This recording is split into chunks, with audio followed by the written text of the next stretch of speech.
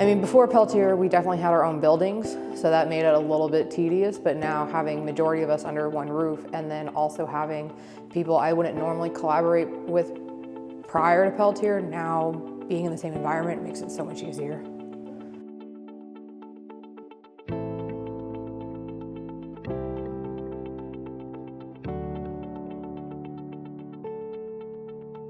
So the building is very spacious, it's amazing, it looks beautiful. And even more than that, I think it is a testament to the perseverance of the students, the researchers, of everybody here. This now has kind of become the face of who we want to be in the future. A new vision, a more cohesive team. So the building really encompasses all of that, you know, the drive to continue our research, but also a team that is working in tandem to get the results. I guess that really speaks for the multicultural aspect of the researchers here.